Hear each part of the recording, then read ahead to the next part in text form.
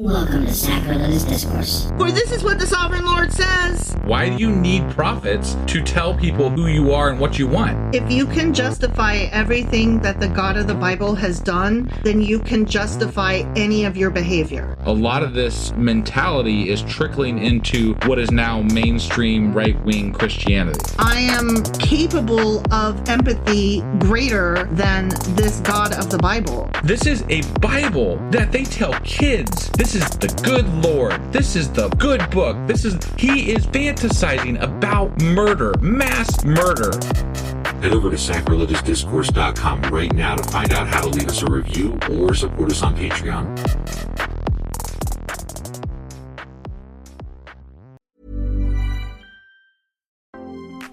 We get it. Life gets busy. Luckily, with Peloton Tread, you can still get the challenging workouts you crave. Only have 10 minutes? Take a quick Peloton workout.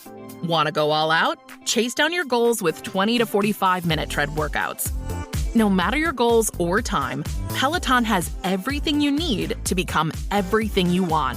Find your push. Find your power. Peloton. Visit onepeloton.com. Explaining football to the friend who's just there for the nachos? Hard. Tailgating from home like a pro with snacks and drinks everyone will love? An easy win. And with Instacart helping deliver the snack time MVPs to your door, you're ready for the game in as fast as 30 minutes. So you never miss a play or lose your seat on the couch or have to go head-to-head for the last chicken wing. Shop game day faves on Instacart and enjoy $0 delivery fees on your first 3 grocery orders. Offer valid for a limited time. Other fees and terms apply. Ryan Reynolds here for, I guess, my 100th Mint commercial. No, don't. I mean, honestly, when I started this, I thought I only have to do like 4 of these. I mean, it's unlimited premium wireless for $15 a month. How are there still people paying 2 or 3 times that much? I'm sorry, I shouldn't be victim blaming here. Give it a try at mintmobile.com/switch. Whenever you're ready. $45 upfront payment equivalent to $15 per month. New customers on first 3-month plan only. Taxes and fees extra. Speed slower above 40 gigabytes. See details. Husband! Wife! Do you know where we are? It's been a few days. Well, we read Amos chapter 3 last time. Last time. Yes, the time that we read a chapter before. Mm-hmm. Whenever that was. Sure.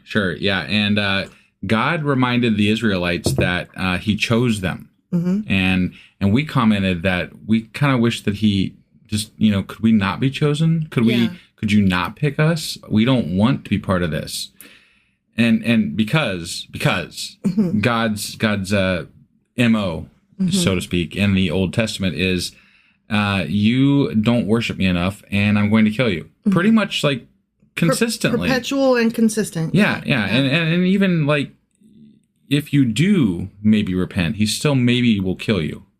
Because you're part of a crowd. Yeah. Like you can't overcome the crowd effect because he just punishes willy-nilly across the board. Or because you belong to a kingdom and your king sucks. Yeah. You can't win. No. God sucks. God's going to kill you. And you can't do anything about it. And it's just going to happen over and over and over and over But you're again. an object that belongs to him. He made you, and you should ever be grateful and never think that you deserve a day of life. You should always be grateful that he allows you to live and expect that any second you might die. That seems to track so far. Yeah. Mm-hmm. Yeah. I mean, he has reasons. You don't worship him enough. It really all comes down to that, I think. Yeah. If you don't worship him enough, mm-hmm. he's going to kill you. Because and nobody apparently ever worships him enough. Capricious little prick. He really is. All right. So that was Amos chapter 3. Sure as fuck was. Which means that today we're getting into Amos chapter 4. And before we get into it, I do want to say that we are still doing a weekly wrap up that'll be coming out on, after we finish Amos chapter 5 and the Q&A. Yeah. We kind of fell behind. So this is a little weird this week, but there will be a weekly wrap up that encompasses everything. It's going to be more like a 2-week wrap up, but it's a week's worth of material. Right. Yeah. So it's a week's worth of material, but we have been really, really busy lately. And tired. Our schedules are just still in flux, and it makes it really hard, but we are not giving up on this project, and it is very important to us, and that's why we keep coming back, just to do whatever we can in any minute that we can. Yeah, and I've kind of jumped off the asking for help train a little bit lately, But I am going to say this, that we really would love nothing more than to do this project full time. And there's only one way we're going to get there, and that's with your help.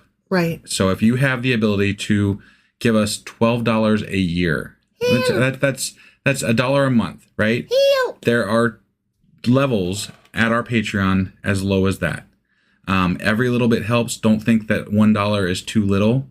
So head over to sacrilegiousdiscourse.com/Patreon. And, you can start helping us move toward what we're trying to do here. Right. And we do really, really appreciate that, guys. So just to be clear. Thank you to our Patreons already. Yes. The people who support us now, you guys are absolutely incredible. So, all right. Are you ready to jump into Amos chapter 4? Sure as fuck am. Let's do this. Okie dokie.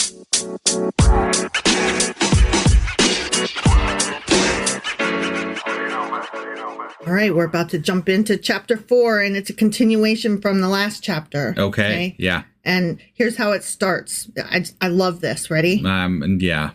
Hear this word, you cows of Bashan on Mount Samaria. You fucking cow. I would love to collect all the points where God calls his people pieces names. Of shit. I'm like, Jesus Christ, this guy's an asshole. You utter trash. Right? You garbage. You mere human. You worm. Just to bring it back out. My God. Oh, yeah. Hear this word, you cows of Bashan on Mount Samaria, you women who oppress the poor and crush the needy, and say to your husbands, bring us some drinks. You women, how are the women oppressing the poor and crushing the needy? They don't have any fucking rights hardly back then. They don't hardly even acknowledge them as human beings. I don't know. I'm going to look into that. But I think it's less about the women and more like the men are doing wrong. The women are doing wrong. Everybody's doing wrong. We've talked about the priests before. Right. But okay, look, the women come across as like a convenient scapegoat, 99% of the time in the Bible. Right.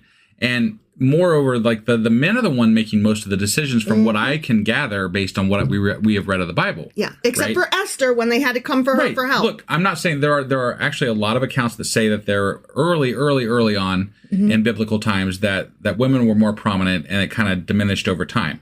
But from what we've read in the Bible and from what we understand about the times that we're reading about, the women aren't necessarily big decision makers. Right. But yet they get thrown under the bus the majority of the time as opposed to the men. Because they are items. Right, yeah. And they're a convenient scapegoat. Because if you're talking to a bunch of men, you don't want to call them out directly, right? You don't want to piss them off. Right. So just throw the women under the bus. It's all right. Yeah. Nobody gets offended if you trash their wife. Right, because, yeah. Yeah, of course she's a whore. Whatever. Yeah, it's obviously not my fault. Jeez. Yeah. Right. The sovereign Lord has sworn by his holiness. I swear on myself. That's literally what that said. He swears on himself and himself, he believes himself. Yeah. Okay. I swear to myself. Jeez. I swear on my own soul to my soul. Yeah. Okay. Yeah. The time will surely come, he says, when you will be taken away with hooks. The last of you with fish hooks. You will each go straight out through breaches in the wall, and you will be cast out toward Harmon, declares the Lord. Okay, that's very specific. Right? Yeah. I don't know. I'll have to look up what Harmon is. I don't know. I don't want to speak out of hand here, but yeah. I thought it was a fishing place, like a fishing, whatever, like they did a lot of fishing there. I feel like it came up before at some point in the Bible. I feel like I've heard the word before, but I don't know. Right. I'm not going to say I know that with definitiveness. We will address it in our Q&A. Sure. What the fuck is Harmon? Right. And why are they going there with fish hooks through a wall? Yeah. All right. So now we're moving on.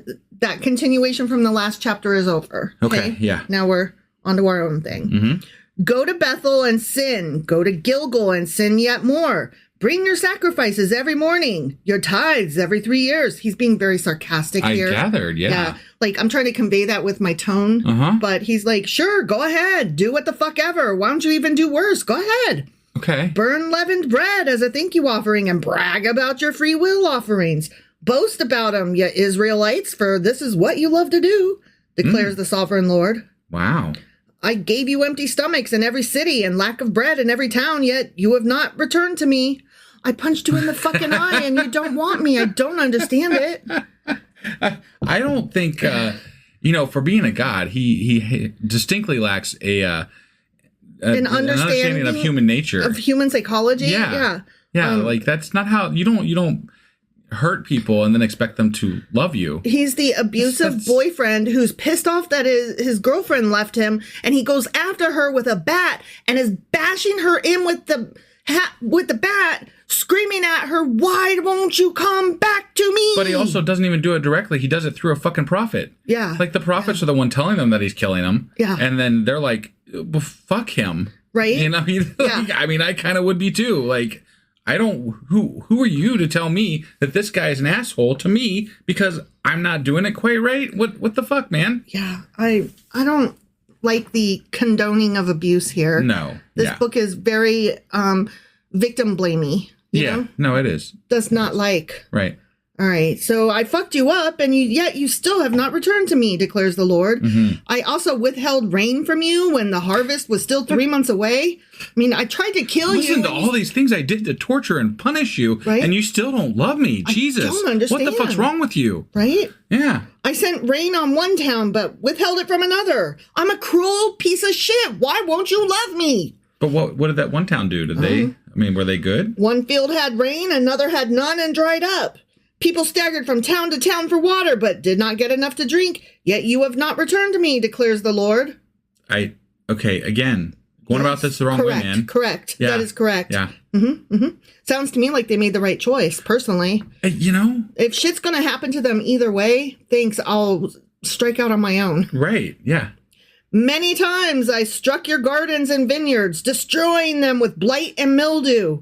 Locusts devoured your fig and olive trees, yet you have not returned to me, declares the Lord. I sent plagues among you as I did to Egypt. I killed your young men with the sword, along with your captured horses. I filled your nostrils with the stench of your camps, yet you have not returned to me, declares the Lord. How many times do you have to kill, torture, maim, starve, drown, drought? How many times do you have to do that and then have them not return before you start questioning your own actions? Well, God can't do anything wrong. No, but I'm asking, it's a legitimate question. If you have created something in your own image and they're not listening to you, or rather you're not talking to them, whatever the case is, when do you examine yourself in that? And this God is not perfect. Let's be honest. Yeah. Right. Like this God is definitely flawed. He does not, whatever. He's not good. He's not good. And he needs to not, I don't know. It's terrible. Like the things that he claims to take credit for in the name of fixing his people is horrible. Like he can justify mass murder to fix his people. Yeah. And that's just supposed to be okay to us. It's fine. Yeah. Whatever. Okay.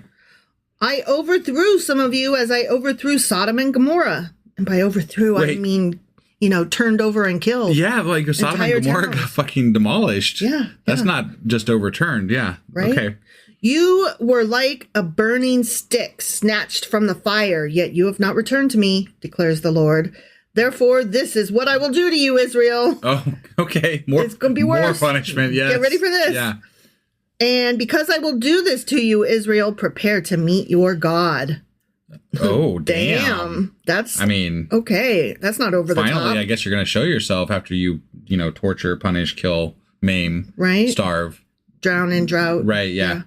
He who forms the mountains, who creates the wind, and who reveals his thoughts to mankind, who turns dawn to darkness and treads on the heights of the earth. The Lord God Almighty is his name. The end. Okay.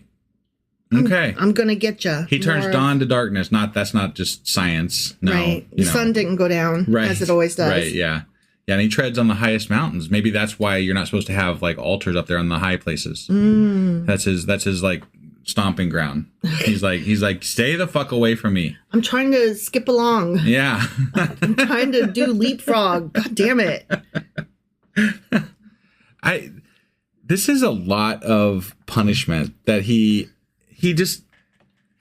constantly tells them how shitty they are. Yeah. Calls them names. Yeah. And punishes them in like the absolute worst ways, and then says, why don't you love me? I would think that a God who knows everything, omniscient, you know, right.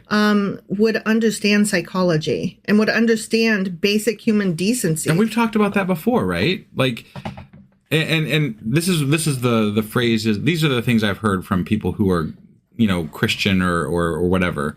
They're like, well, different eras required different handling with regard to. That's why God changed, and he couldn't teach them better. Right. He allowed them to be the way. But I don't think that human nature has really changed dramatically, even in 2,000-3,000 years. Like the essential way that a human operates and responds to pain and suffering and things like that. Torture is torture, regardless what century. Right. Yeah, you peel my skin off. I don't care if it's the medieval times. I don't care if it's the BC times. That shit gonna hurt. Right. Yeah. Granted, we know a lot more than people 3,000 years ago, 2,000 years ago, 1,000 years ago. You know, but we respond to punishment the same, essentially the same way. Yeah. You know, and so I just... you know what? Psychology has not changed. Right. The culture maybe has changed. Definitely. But psychology has not changed. Their willingness to accept punishment as a... Sure. That may have changed, but it didn't have to, right? Right. God could have told them that it was okay to be healthier mentally, right? Yeah, that's what I'm saying. He could have been like, hey, I really want to punish you, but that's on me. So why don't I like get one of my horn and speakers, right? Yeah. And microphone, and let's sit down and hash this out. Right. Like, I feel like I've been a really shitty parent. And let's like group share this, like group thought, you know, what are some ideas? Sure. What are some ways we can do this better? Yeah. To where you give me what I need, which is, you know, pure adulation and fear at all times. And I give you what you need, which is to be allowed to live without being in constant fear. I mean, to be fair to God, they didn't have self-help sections back then. But God did. Well, but I mean, no, God had his own thoughts, right? He's omniscient. He had access to the self-help sections that would be. I mean, because I've been told we assume he's that omnitemporal as well. Sure. I guess if we were going to take that as the way things are. I'm just playing the game that I was given. The game I was given is that he knows all and is outside of time. Yeah. Therefore, he has access to every self-help section that has ever existed and will ever exist. Right. So he knows psychology and he's choosing not to do it. Therefore, he's a piece of shit. Yeah. Sorry, that's the way that goes. And if he doesn't know psychology, he's kind of a shit god. If he doesn't know psychology, then he's not omnitemporal, and you misspelled the rules of the game. Right. Like, I'm just trying to play by your rules, guys. Yeah. So anyway, that was a bunch of shit. It sure was. This god sucks, as usual. He does. All right. Well, that was Amos chapter 4. Sure as fuck was. And we will be back tomorrow, for sure, with... Amos chapter 5. All right. We'll see you then. Bye. Hi, this is Sloane Stevens from the Sincerely Sloane podcast. This podcast is proudly sponsored by Amica Insurance. Amica understands how important it is to protect the things that matter to you most. So they'll put in the time to make sure you're taken care of, whether it's talking through all the details of your policy or following up after a claim. Your auto, home, and life insurance are more than just policies. They're protection for the life you've built. As Amica says, empathy is our best policy. Go to amica.com and get a quote today.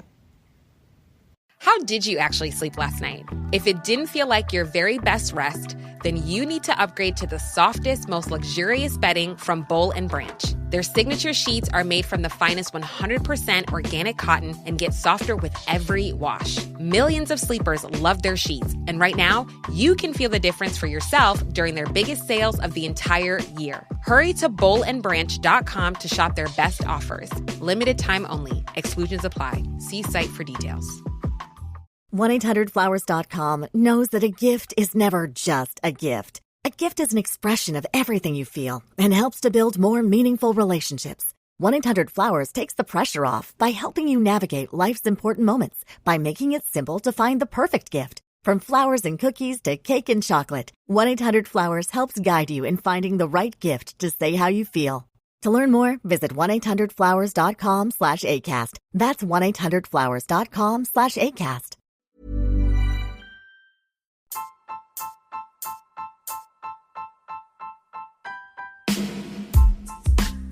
Hey, wife, I guess that's the end? But husband, that's just sad. It doesn't have to be. We are on lots of social media platforms like Twitter. Our handle there is sacrilegious_D. For D's nuts. Oh my God. Stop doing that. Anyway, we're also on Facebook, Instagram, and Pinterest. There's a link to all of our social media sites at our website. Ooh, we have a website? Yeah, it's sacrilegiousdiscourse.com, where you can also find a link to our merch shop. We have a merch shop? Yep, we have podcast-themed clothing, mugs, notebooks, and more, as well as an atheist and science-themed products. Wow, our fans should really go check that out right now. Definitely. They can get in touch with us by sending an email to sacrilegiousdiscourse@gmail.com. But before they do that, we could really use some help. Oh yeah? With what? Well, it's not free running the podcast, and we need some financial support in order to get better equipment, which will free up time so we can concentrate on our podcast and our fans. Okay, so what should they do? Head over to patreon.com/sacrilegious discourse and sign up as a contributor on our podcast. Supporters there receive additional bi-weekly episodes that we record just for our Patreon members for as little as $2 a month. Also, we'd really appreciate it if you would like and subscribe on whatever platform you're using. And Apple Podcast reviews help us out tremendously. Like and subscribe. Leave an Apple review. Join us on Twitter. Support us on Patreon. That's a lot of instructions. Don't forget to say thanks. Thanks. Okay, bye.